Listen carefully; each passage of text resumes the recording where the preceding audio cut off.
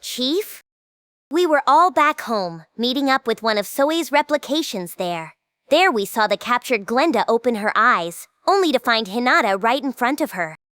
And she screamed in response. This was in a plain old reception area, not an interrogation room. Benimaru and Soei were guarding me on both sides, and Hinata was there as well. We were all having tea from Shuna as the interrogation began. It's been a long time, Glenda. Glad you're doing well. Hinata went first, coldly looking down on her. She never did go easy on her opponents, and while Glenda was thrown at first, she regained her composure quickly. Huh, I guess this is it for me then, she brazenly said. If you're gonna kill me, go ahead. The fates of captured spies never change much in history. Silence.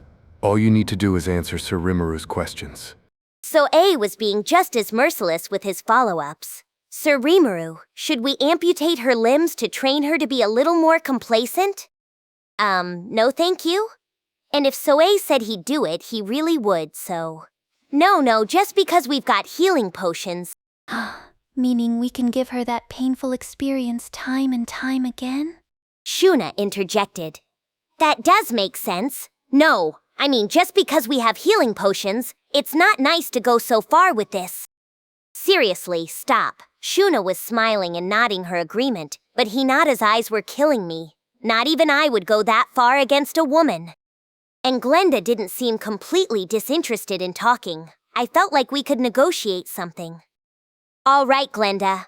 We haven't met before, have we? I'm the Demon Lord Rimuru. Hello, I'm Glenda.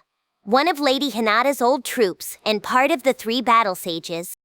For her part, she understood that jokes and bargaining wouldn't work against Soei.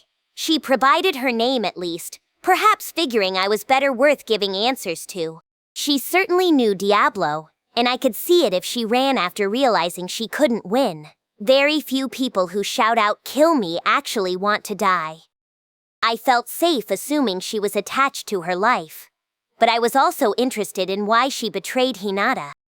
Even if she didn't reveal her client for this murder attempt, maybe she'd be more willing to discuss other matters. Well, regardless of how open she is, I'll just have to ask whatever I can. I began with a calm approach. So you were definitely aiming for Prince Elric, is that right? Yeah? And was that in order to frame me for it and get me kicked out of the Western nations? Probably. I didn't hear any reason. I was just told to do it. All right, that didn't seem to be a lie. Can I ask the next question? Hinata asked, eliciting a nervous shiver from Glenda. What is it? I assigned you to a commercial hub city so you could have more freedom of movement. I told you not to listen to what the merchants there told you, but had they already won you over by then? No comment there. Were you ready to betray me from the beginning? Because you were ordered to? No comment. I'm thinking your backers are the group controlling the council. Who are they? Glenda said nothing. I always thought it was strange. The council would sometimes make these moves to indicate they had an eye out for the Western Holy Church. I figured there had to be a spy, and you were my prime suspect. I was waiting for a chance to expel you, but if you tell me your employer's name, I'm willing to subtract from your sentence. I told you, no comment. No? All right. One more question. Did you believe in Luminous? There's no God out there. If you want me to believe in that, pay me. The next instant, Hinata had her rapier out. With a pure, melodious clang, I stopped it with my own sword. Whoa, Hinata! Not the head! You interrogating her or killing her? I didn't intend to. You liar! You had every intention of it just now? Eesh. Gonna have to keep a constant vigil, I see. Hinata absolutely would have decapitated her. I managed to react because I had an eye out, but we came this close to losing a valuable information source. It's all right, Sir Rimuru. I can use her as a test subject for my resurrection magic. Shuna was there smiling, like always. That's true. And I can use Divine Miracle Resurrection as well. There was hardly any problem with it. I wasn't sure how much of this was an act. Both Hinata and Shuna were griping at me now, but I didn't really think it was okay to kill someone just because you could resurrect them later. I didn't think so, but there was a certain type of persuasive logic to it. It's strange. Look, can you just shut up for a second, Hinata? Time to tag back in. This was going downhill really fast, so I better have Hinata cool off for a bit. So, my turn again. Raphael, do your stuff. Understood. Raphael eagerly accepted the challenge. I simply voiced what it told me. I'm assuming a professional like you isn't gonna just tell me everything because I asked nicely. So you can just listen to me instead, okay? Interesting. Prod her and gauge what she knows from her reactions then? Try not to lose your poker face then. You better not look down on me. I don't need you to remind me. Glenda's up to the challenge, huh? So who's gonna win this? I wondered, as if I were part of the audience. Unique skills often take root in people's souls. You're a good example of that. Yours is bound fast to your soul with a powerful force. Didn't know that. So in that conference I attended, a lot of the counselors were tarnished by their vast, greedy desires. These desires were forcibly planted into them. There's a force involved that can directly impact people's souls, and I think that's what guided their moves. Glenda said nothing. And you're under that same influence, Glenda. What? In your case, though, your unique skill is providing protection to your soul, so this influence hasn't fully clouded you yet. Glenda wordlessly scowled. Maybe she couldn't find a way to deny it. It was kinda news to me as well, but still. But as amazing as your unique skill is, there are people out there who can see it for what it is. You mean with a praiser's eye? Certainly. Dragon's Eye from the demon lord Milim is more famous. Not that I'm up on this stuff, but there's an old story about how Milim can see everything, right? Apparently, that's really true. One glance at someone and Milim has a general idea of what kinds of skills they have. That was true, although she couldn't guess someone's internally manifested skills and couldn't give you details unless the subject invoked them. She could gauge their strengths, as well as whether a given skill was extra or unique in nature. It was just harder to give you finer details. For example, if someone had 2 or more unique skills, she'd have trouble telling whether it was 2 skills or one really powerful skill. I was actually the same way too. My analyze and assess was now accurate enough that I got a hazy insight into the skills of other people, and I also learned how I could conceal mine from others, the way Guy Crimson had hidden his own magicule count. When I first met Guy, I assumed your skills stayed hidden unless you showed them off to people. I was wrong. Like I said, an analyze and assess skill forged well enough can detect them, with the one being assessed none the wiser. Looking back, I was pretty lucky actually. Thanks to having 4 different ultimate skills, Guy must have taken one look at me and assumed I couldn't be toyed with. Raphael was the one skill I absolutely had to keep under my hat. So that was the watchword for my future moves from that point forward.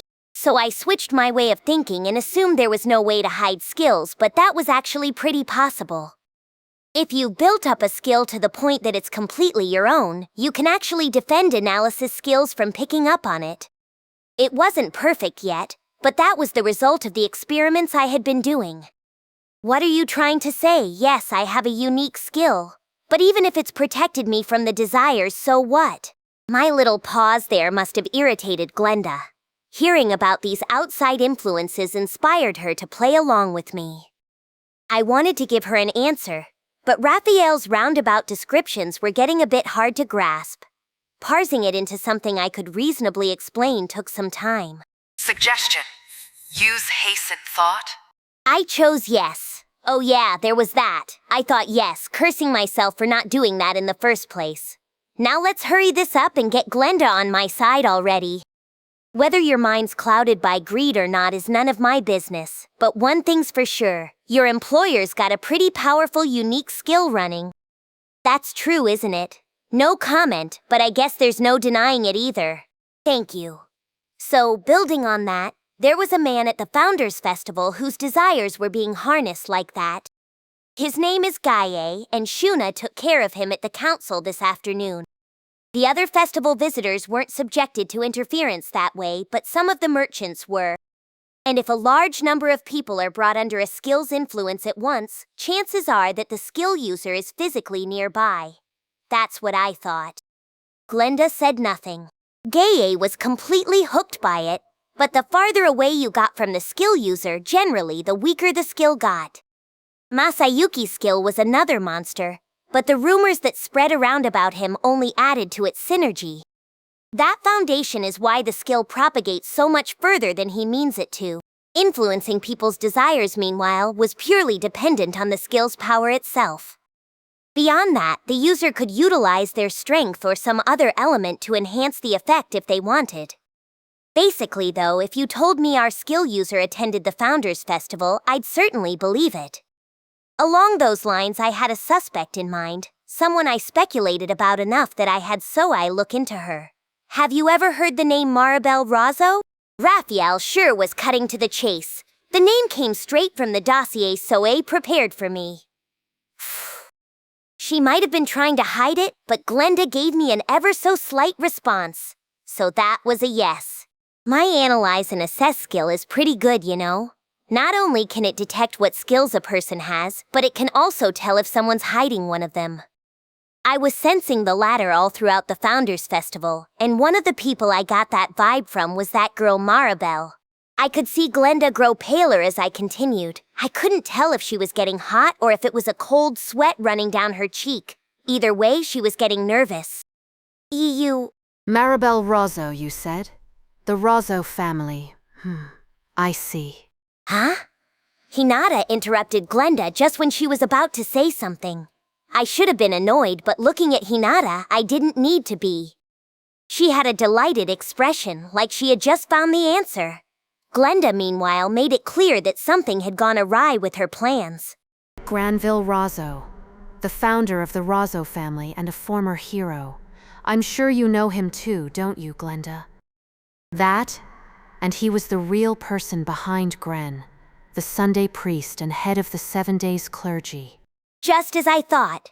Hinata was at the truth now. I could see her mentally connecting the dots on the people she knew. 7 days, huh? Those guys we met before?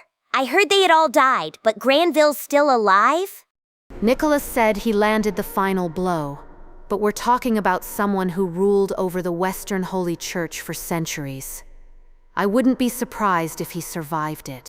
So Mariabell was the skill user behind all this greed manipulation. And Granville Rozzo, Gren from the 7 days, was the head of her family. And if Gren's the kind of monster who can survive for hundreds of years, he's likely got the council in his pocket. So should we assume Gren's our mastermind here? No doubt about it. He's using Maribel's powerful skill for some kind of scheme of his. Hinata and I were now comparing notes, ignoring Glenda entirely. We basically had our answer, and Glenda had just lost her value to us. God damn it, why do you know so much? I didn't even tell you anything. This is basically the same damn thing as me revealing it all. Yeah, sorry about that. You picked the wrong team to mess with is all I can say. Raphael's too much of a talent to compete against. I suppose they might think you did, wouldn't they? I said. Well, that's what you get, Glenda, said Hinata. A fitting end for a traitor. Damn it. They're going to kill me. Seeing Glenda whisper to herself, face drained of color, I felt a little bad for her. I had no intention of killing her. Now that I had my info, I was ready to hand her over to Inglesia. But, yeah. Wherever she went, she probably wasn't gonna be alive much longer. I figured she had the talent to flee to safety, but judging by how unnerved she was dealing with some pretty ominous odds.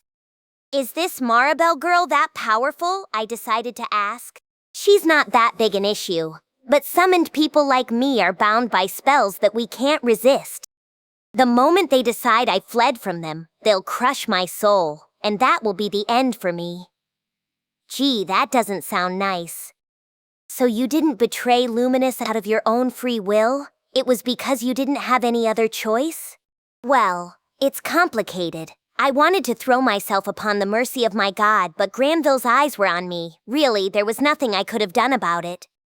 Maybe I was right to sympathize with her a little. Hinata was still giving her a cold look, but I think she wasn't so angry now. She wanted to murder her less, at least. No, you're right about that. If your soul's shattered, not even resurrection can help you then. Wow. Guess even Hinata can be gentle sometimes. She was still stern, but now she was looking for a way to help Glenda. But could I undo that spell? Understood. It is not a problem. Remove the spell? That was easy. And so it was off. It's over now, lamented Glenda. Mariabell, she's reading my emotions. I may not have intended to betray her, but she's gonna judge me now. So I let her in on what I just did. What? Yeah, no need to worry. We're all done with you, so go live whatever life you want. I'm pretty sure she thinks you're dead now. No, I wasn't talking about that. You mean to say you undid the curse ruling over me? Yeah, pretty much. But let me just remind you, you get hostile with me and I'll show you no mercy. Yes, I suppose I'll look the other way. Hinata said. If I kill someone Rimuru let go, he'll never let me hear the end of it. But keep this in mind, you have betrayed Luminous herself. The Western Holy Church will never forgive you for that. Glenda was a strong girl, a threat. But now that she was free from the rule of Mariabell or whatever, we didn't have much reason to remain hostile. If she started trouble with us again, we could always do her in then. Personally, I didn't think she caused that much of a headache, so I was ready to forgive her. Hinata seemed willing to do the same. I guess she felt she couldn't be so narrow-minded about someone I let go free. Besides, in a way, Glenda really was just following orders. Not with her brain exactly, but with the influence of the curse forced upon her. This time, I was willing to give her a slap on the wrist. So right, you're free to go. If you want to stay in my nation for a while, you're welcome to. But if you cause any trouble... Wait a second, you're really letting me go? Uh-huh, I don't really feel like killing you anyway. If Sir Rimuru has forgiven you, we have no reason to defy his will, said Soe. Not that you're much of a threat anyway. Benimaru added. They were willing to go with me too. I didn't much appreciate the way they phrased it, but they didn't seem to have any complaints. They didn't see her as a threat, I imagine, which I wasn't too sure about, but to them it was the truth. She'd never beat Benimaru's full effort, much less Soe's. Glenda struck me as the kind of woman who took a profit and loss approach to living, so she'd never do something stupid like challenge an unbeatable foe. Letting her go didn't seem like that big of a problem. As I convinced myself to take an optimistic approach, Glenda turned to me, kneeled, and said something extraordinary. I have a request. I'll tell you everything I know, so could you please give me some employment? I'll do anything you want, even dirty work, so please. Benimaru and I looked at each other, passing messages with our eyes. Now what? Do whatever you want. But employment? What about the money? I had more to work with, but we were still sorting out salaries for my top officials. Working for free was still the norm around here. I appreciate the sentiment, but we're still busy developing ourselves. We're pretty far behind in terms of organization, so we're not paying anyone a salary yet. Times like this, you gotta just be honest. No point trying to smooth over things. Huh? Glenda froze. But the next thing she said surprised me instead. Well, I'm used to that. I was stationed with the Master Rooks in the Holy Empire of Lubelius, but they didn't pay us there either. Dang. Even the 3 battle sieges the best Lubelius had to offer didn't get any money. They were paid in goods, and any money they needed they were expected to scrounge themselves. They had an illustrious name to leverage, though, and I'm sure they got treated like kings wherever they went. Sometimes they'd receive payments for resolving crimes too, so they led pretty decent lifestyles. Wait, so you get nothing either, Hinata? She sure racked up a hell of a bill at the festival. Shh, no. Lubelius is an advocate for equality, so there's no public salary at all. We all get paid in goods. That was a surprise, but also a relief. Lubelius has a long, storied history, and it made it this far without salaries. Maybe we shouldn't be in any hurry to enact them either. By the way, thanks to running the Crusaders and the Imperial Guard, Hinata was given access to some of the government budget. Between that and monster hunting rewards, her income was actually pretty upper class. And yet you made me pay for you. Quit sweating the small stuff. I'm just saving money. She brought the kids all kinds of stuff, but with me it's all, ooh, gotta save money. And actually, did Milim pay her the labyrinth reward fees yet? The thought just occurred to me, but I didn't want to prod that hornet's nest. I was too scared to ask, so I didn't. But I'm pretty well known around the Western nations. Even if I'm free, I don't have any work waiting for me. No nation's gonna hire me now, and I'm not cut out for adventuring work. Besides, you're on the cutting edge in culture here, so if you can guarantee me meals and a roof over my head, I'm good. Judging by how desperate Glenda was sounding, I doubted she was trying to deceive me. And I had reason to believe her. If Lubelius was in pursuit of the 3 battle sieges, everyone would have to assume a betrayal was the cause. She'd never find a nation willing to employ someone as politically touchy as her. Even if she became an adventurer under an assumed name, I could get it if everyone kept a prudent distance. If her cover got blown, she might have Lubelius and Granville come after her too. Any kind of stable life was impossible. Yeah, I guess you'll have a hard time of it without support from somewhere.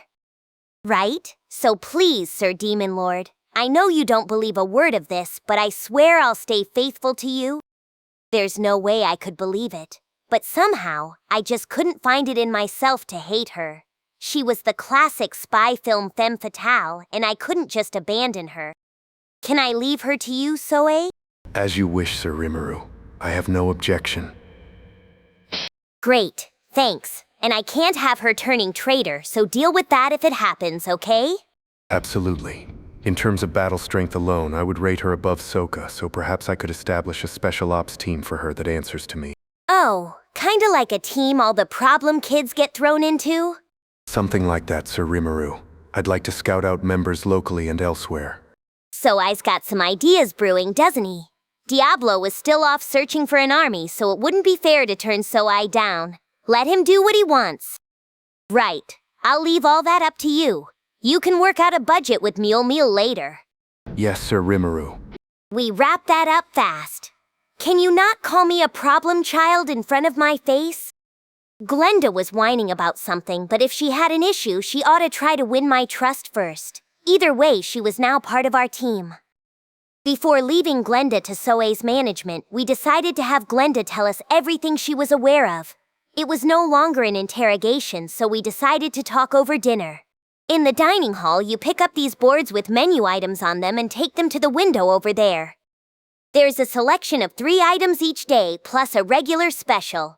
If you get promoted to management, you'll get to order 1 item of your own too.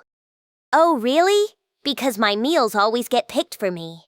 They were always good, I felt, but I never went through that board trade-in thing. The managerial dining hall brought food over to you without having to say or do anything. That, and Shion and Gobichi would occasionally rent kitchen space so they could develop special new meals of their own, but that was another story. Today's special is our most popular menu item. Shuna explained with a smile. Normally, you'd either reserve it with merit points or get in line early for a chance at it. Ah, I always thought the desserts were really fancy here. I guess I wasn't alone. We always get this, don't we? Yeah, I make sure I get my share. Benimaru and Soe ordered the special too? I wondered what Soe meant by that. Did he have one of his spies stand in line for him? I hope he's not resorting to silly cafeteria antics like that. With the dishes on our table, dinner began. Right, so let's begin with... I was trying to talk to Glenda, but she was completely focused on her food. A woman possessed. It was good, I'll admit, definitely worth being called a special. So I decided to wait. It's nice to have more pleasant conversation during a meal anyway, after we were done. Up until now, I always thought money was the most important thing in life, but today I've changed my mind. From now on, I live for nothing but merit points. If she meant it, she was way easier to take down than I thought. But whatever. If that's what motivates her, then hey, knock yourself out. All right. So what do you know? Give me the unembellished truth. So I pressed. And Glenda finally started to talk. First, about the council.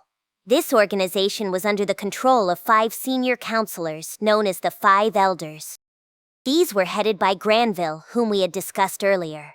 As for the other 4, amazingly, one of them was Count Gaban, the mastermind behind today's events.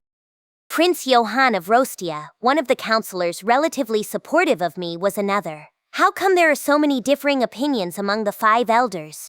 That's how Mariabell likes it. She pits the council against one another so they can keep the mainstream faction the strongest. It's kind of fixed, you could say, but to the people involved, it's a serious battle for survival. A way to encourage activity within the group? It'd be more efficient if they all worked together, but that'd open it up more to stagnation and corruption. You often hear about family-run companies getting ruined by whoever was at the top. Besides, if Johann successfully earned my trust, it'd be easier for him to learn more about our inner workings. If they had booted us out today, then fine. If they didn't, now Johann was no doubt ready to extend his feelers toward us. It's all kind of malicious, isn't it? I wish we could just burn it all up instead of deal with it. Just hearing about all this made my eyes water. You had to know who your friends and enemies were, or else you'd quickly be ruined. That's how they did things in the nobility, and if I didn't know that, I would have been on the cusp of trusting in Johann. Maybe taking Glenda in was the right thing after all. The other 2 elders were Margrave Sidra, tasked with protecting the northern regions of Anglesia, and King Doran, leader of a small military kingdom also called Doran. This meant 2 out of the 5 elders were Anglesian, which showed how much Granville valued that nation, close to the Holy Empire of Lubelius, far from the Forest of Jura, and one of the safest countries in the world. He must have marked it as the nation most worthy of serving as his political and economic center. So why do they see me as the enemy? I'm so harmless. I wouldn't hurt a fly. I kind of let that slip out. It seemed to surprise the group. Huh? If you keep picking the kind of fights you pick, of course people are gonna be hostile. Pardon? Yeah, I thought you were picking fights with people too. Diablo told me all about how Sir Rimuru was going to have the world economy in his grip before long, so I thought you wanted to take over the council. What? And hang on, Diablo's saying stuff like that? That was my intention as well. My information gathering was part of that effort, I thought. Well, no, I'll admit that was what it's for, but don't tell me you didn't even realize you were doing it. Not you too, Hinata? Why's everyone looking at me like that? No, I'm not gonna say I didn't mean it, but I didn't intend to hurry things along that quickly. So for now, I just want to keep things to peaceful negotiation. Hinata sighed and rolled her eyes. If some new merchant comes along and ruins your marketplace, you won't find a lot of merchants soft-hearted enough to forgive that either. Oof, maybe not. Well, all right. We were gonna clash in the future anyway, so let's just treat ourselves to the main support of economic activity in the Western nations, all right? That was my intention all along. My job's to shore up their defenses, but... And I will investigate the Rozzo family and the 5 elders. In a way, it was good that we knew our enemies now. Befriending Glenda was an unexpected windfall, and thanks to that, we had a direction to go. Okay, be careful on that. I don't want to wage a 2-front war against Yuuki and the Rozzos. I'm aware. Benimaru said with a nod, while Zoe gave his own agreement. I was taking a wait-and-see approach with Yuuki as we waged information and economic warfare with the Rozzos. There were no real bullets flying around, at least, which made things easier on me. So I was about to wrap things up, wondering if I was worrying too much about this, when Hinata stopped me. Wait a minute. Yuuki and the Rozzos? Why are you suspicious of Yuuki? I was thrown for a moment, but then I realized Hinata might be oblivious to all that. Well, thinking about it, if you look at the list of people who know I'm a reincarnate involved with Shizu, and who could have leaked that info to the Eastern merchants... Yuki's about it, isn't he? Pretty much. And while I'm at it, I think that Roy, the guy who played the role of a demon lord, was killed by this guy Laplace, member of something called the Moderate Jesters. Sorry if I'm wrong about that. No, I appreciate it. I don't have any stake in that, but if he's working against us, I can't stand for that. She was willing to accept Laplace and his cohorts as our foes. She gave a cold, cold smile, one that froze my spine in place. Man, that's scary. I definitely better make sure I don't rile her. After that exchange, Hinata stood up, preparing to head home. Actually, about that, Glenda timidly spoke up. Guess she still had something to say. What is it? If you want to say something, don't hold back. Did you remember something else? Then she dropped the biggest bombshell of the day. By Yuuki, you mean the Grand Master of the Guild, right? He's connected to Johann of the Five Elders, but I'd say he's pretty much under Maribel's complete control. Huh? Yuuki's being manipulated? Are you serious? I'm not shameless enough to joke at a time like this. No, I bet not. Well, why didn't you tell us sooner? That's important. I answered directly to Granville for the most part, so... Essentially, two people had the right to give Glenda orders, Granville and Mariabell, although it was Granville 9 times out of 10. As a result, Glenda didn't get to talk with Mariabell often or get much of an insight into her mind. I picked her brain a little more, seeing if I could get anything else. We learned about more of her underlings, as well as the Blood Shadow, a group that handled the Rozzo family's dirty work. That is a problem, said Shuna after a moment of reflection. It might be that whoever's controlling Yuuki drove him to leak your secret for some reason. Hinata was lost in thought as well. It looked like we'd need to reconsider matters from the ground up. It might be. Even Raphael was thinking in silence for once. That's a rarity, but if it couldn't come up with an answer, worrying about it might be a waste of time. What we needed here was a clear solution. If thinking won't solve a problem, we can think later. When taking an exam, it's always smarter to leave the tougher questions for later. Wasting valuable time was never a good idea. Well, either way, Yuuki's still suspicious, so let's keep an eye on him. Actually, wait a minute. As wary as Yuuki was, I couldn't imagine him trying to spring something on me.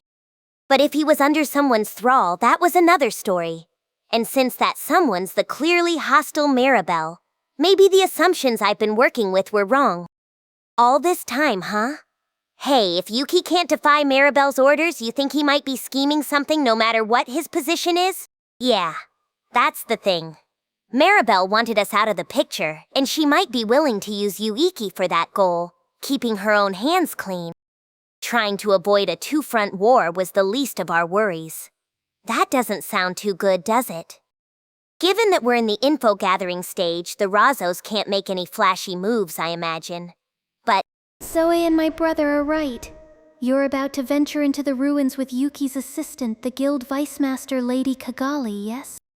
They might be planning something in there. Looks like everyone's reached the same conclusion. Maybe the wait-and-see approach was too optimistic. I can't lie and claim that's not a worry of mine. Mariabell and the Rozzos can always say they didn't know what Yuuki was doing too. They can pin all the blame on the Free Guild and cause a rift between us. And that would ruin your plans, Sir Rimuru. If we stay on the sidelines like this, they might strike first. But I felt we were already on guard enough. Security was stepped up across town. They could try to rile up our townspeople, but it wouldn't go that easy. So... Suggestion. You could deliberately open a soft spot to lure them in. That's it. Perhaps we could cancel the expedition. I shook my head at Benimaru. No. Actually, let's take advantage of it. Milim will scream at me if we cancel it, so let's go through with it. Let's go in as prepared as we can for anything that could pop up, and when it does, let's engage it. Milim was looking forward to exploring the ruins. It was like a field trip to her, something to take her mind off homework, and she'd fly into a rage if I told her it was off. I didn't want to create yet more problems for myself, so I really wanted to avoid that. But wouldn't that be dangerous? With Milim there, and I was going to take Shion to guard me anyway. Ah, that should work then. I'm sure she'll be glad to hear that, given how she was on home duty. Benimaru had no complaints, so Shion it was. And I'll take Gobta and Ranga along too. That should be more than enough of a fighting force, shouldn't it? Understood. We'll make sure nothing happens in town in the meantime. And I'll help my brother strengthen the barrier around it. I'll keep a steady watch for any unusual movements between countries, especially the 5 elders Glenda mentioned. Thanks. And we have Veldora in the dungeon, so if things get really bad, turn to him. I gave each of them my approval. Well, I need to bring all this discussion back to Lady Luminous, said Hinata. Be careful, all right? Because you have a tendency to get careless sometimes. Quit reminding me. So she magically willed herself back home. She's usually cold to me, but sometimes in her own way she can demonstrate legitimate concern too. Was this her idea of flirting? Understood. No. No dice, huh? I was hoping I'd get to dream a little, but reality isn't so kind, is it? Anyway, we had our walking papers, now we just had to prepare for the big day.